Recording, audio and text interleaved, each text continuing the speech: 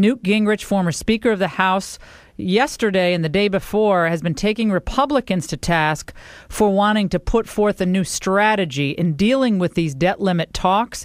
I asked Mitch McConnell about Newt Gingrich's criticism on yesterday's show. And just like we knew shutting down the government in 1995 was not going to work for us, it helped Bill Clinton get reelected. I refused to help Barack Obama get reelected. And he went on to say, well, Newt Gingrich, basically took it to the brink at one point, and that turned out to be very difficult for Republicans. Joining us now, Newt Gingrich. Newt, great to talk to you.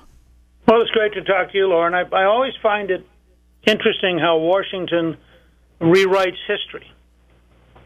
The fact is that the House Republicans had not been reelected since 1928.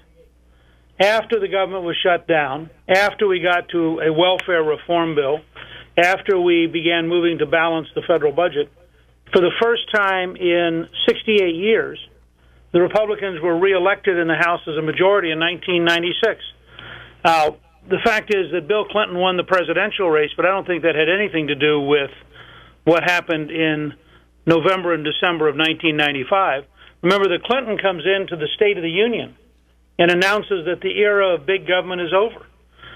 Clinton is moving to cut spending, to agree to a tax cut for the first time in 16 years, to balance the budget, and he signs welfare reform in the summer of 1996, all of which were being pushed on him by a conservative House Republican Party. No, there's no doubt he moved to the. He's no doubt that the Republican stand on principle, on this principle of economic sanity, that pushed Clinton to the middle, no doubt about it. And right. We don't need to go back and revisit all of that. But I think the point that he was making is that, look, the political reality today is what it is. I mean, Obama has the president.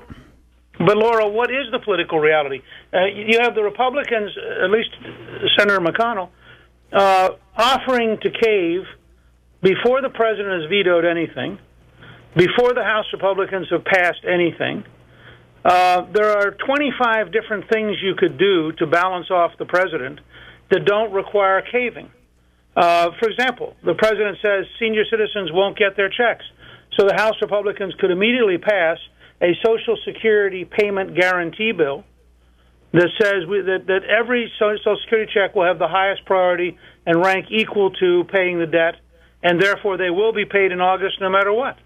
And then let the Senate Democrats block a Social Security payment guarantee bill. There are a lot of different things you could do to match. You could raise the debt ceiling only for August, and you could offer enough spending cuts. Well, Obama, I understand that, Newt, but the president has said he's not doing that. He's not going to do that. And you saw the Quinnipiac poll that came out. It just came out about an hour ago. Voters would blame congressional Republicans more than the Obama administration if the debt ceiling is not raised. It just came out. 48% of those polled said Republicans would be mainly responsible if the debt ceiling is not raised, compared to 34% who said the Obama administration would be at fault. And if the big game is getting rid of Obama, you got to save this economy, but you're never going to be able to get him to agree to the types of things you want to do. He's not going to be Newt Gingrich as president of the United States. So McConnell was trying to deal with the political reality and get this albatross off the necks of Republicans. Okay, so in effect, as long as Obama throws a temper tantrum, Republicans should always cave? He doesn't think it's caving. What's the point of having a legislative branch? I mean, Republicans shouldn't be creative. They shouldn't come up with an alternative argument. They shouldn't try to match the president's ability to talk to the country. So what's the next thing he gets to blackmail them on? I mean, the new model is that Obama gets to say, "Do it my way or else," and the Republicans therefore have to do what he wants. I don't quite understand how this is going to work out over the next year and a half.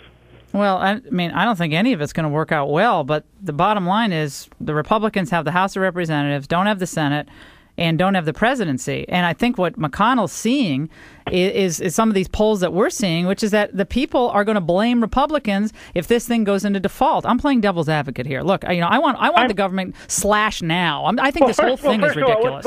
But what if the House Republicans pass a bill that guarantees you won't go in default? But it doesn't have any tax increase. And so the president says, I'll veto a bill that blocks default. Right. I think they should do that. That's all I'm saying. I think they should do that. what if they give the president the ability, if you look at how much we own of Nevada, what if they gave the president the ability to sell 5% of our property in Nevada in order to pay for the August money? I mean, you can deal with this 1 month at a time. But if we throw up our hands in the air and say, Harry Reid controls the Senate, and Barack Obama controls the news media, so Republicans should be timid and cave whenever they're yelled at. But how is that? I mean, how you're going to get through the next year. You've known Mitch McConnell for a long time. You're now calling Mitch McConnell timid and caving? I'm saying that a bill which clearly will lead the president to get $2.4 trillion of debt, which is what it will do. I mean, let's be clear. The bill that's being proposed, which Harry Reid likes and Nancy Pelosi likes, is a bill which says the president can play a game. He can send up this material. He can then veto the congressional override if there is one. And as long as he has 34 Democrats in the Senate who will vote to sustain his veto, he gets $2.4 trillion. Well, but along the way, the American people get to see exactly what they're all about, which is spending, which is, if they could, raise taxes, and which is a complete lack of fiscal seriousness. And 3 times the American people get to see them doing this. Isn't that also important? Isn't that important going up to the November 2012 elections, Newt? But you just told me that even though the President of the United States clearly is responsible for the current mess, that their ability to lie in public is so much better than the Republicans' ability to tell the truth, that he's winning 48-34. What makes you believe that the next 3 times, having lost this one, that the next 3 times the Republicans are going to be better at this? I think what will happen is it'll become back page news. It'll become irrelevant. Nobody will pay attention to it. Mm-hmm. They'll get the money at virtually no cost. They'll let every marginal Democrat in the Senate vote no, and so that all the marginal Democrats up for re-election will go home and say, "Oh, I really oppose that," and they'll just take the 34 who either aren't up for re-election or aren't in any trouble. They'll sustain the veto, and the elite media is not going to cover this. Once this is over, this is going to disappear as an issue. I mean, if we had this attitude in November and December.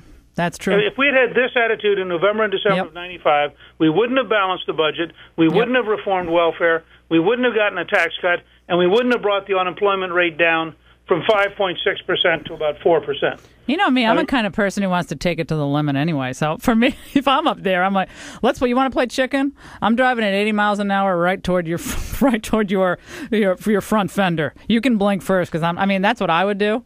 But I'm trying to see it.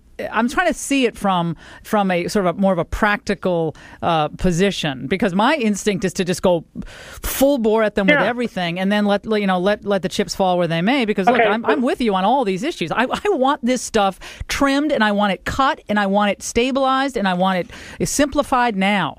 But the problem is the people still have the bully pulpit from Barack Obama, and when you see these polls, Newt, and the people are going to tag the Republicans with this, I'm worried that we're going to have a real problem on our hands come November 2012, when the old people didn't get their checks for a month and a half, and they remember who did this to them. That's what I'm concerned about. Okay, and that's why the House Republicans should pass a Social Security payment guarantee bill. I mean, why did nobody call Obama on the trust fund? How can he tell senior citizens they're not going to get paid when there's billions of dollars in the trust fund? To what degree is he proving that the trust fund is a lie?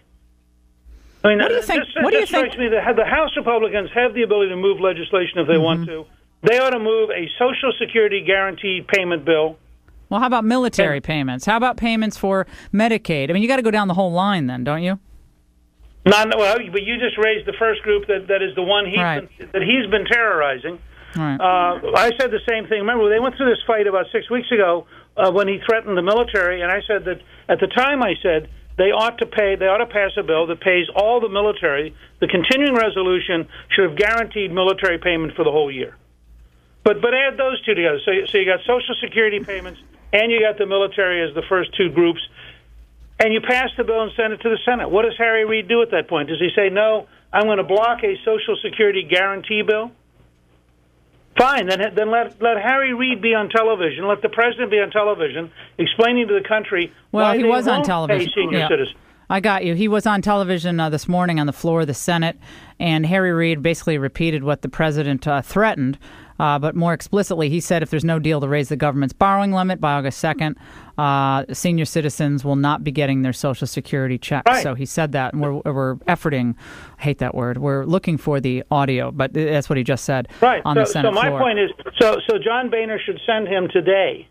They could bring it up as an emergency bill. How many Democrats in the House are going to vote no on a Social Security payment guarantee bill? I mean, you want to go home and explain to senior citizens you voted against protecting their payments? Do you think this is a problem of I don't know, of PR messaging from the Republicans, an inability to explain these things, Newt? Do you think there's a real fissure that Mitch McConnell is not really a fiscal conservative? I mean, what's happening here? I think that Republicans are in the habit of losing the national debate.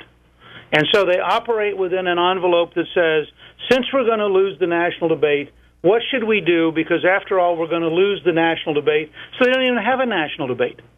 I mean, the fact is, they should be acting.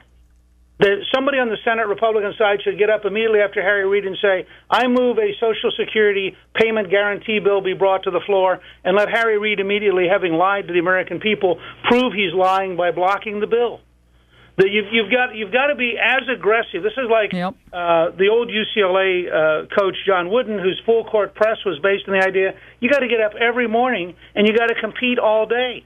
I mean, if we had the current attitude, we would not have balanced the budget. We would not have reformed welfare. We would not have reformed Medicare, which we did in '96, and we sure wouldn't have cut taxes because we would have gotten up and said, gosh, Bill Clinton is going to beat us, so we ought to go ahead and surrender now because we don't want to get beaten up in public.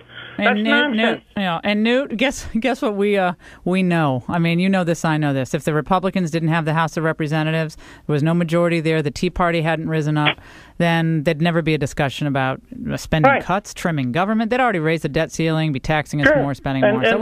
So we know that. And I just did a Tea Party town hall meeting in Charleston, South Carolina. And I can tell you, the several hundred people who were there 2 nights ago don't want to see the Republican Party give in to Barack Obama. Yeah. They want to see the Republican Party stand up and say, and be clever about it. I mean, as I said, what they ought to do right now is pass a Social Security payment guarantee they're smart bill. People, though. Why aren't they doing this? I mean, there are smart people out there. Because they start with a premise that they're going to lose. And I start with the premise that the American people can win.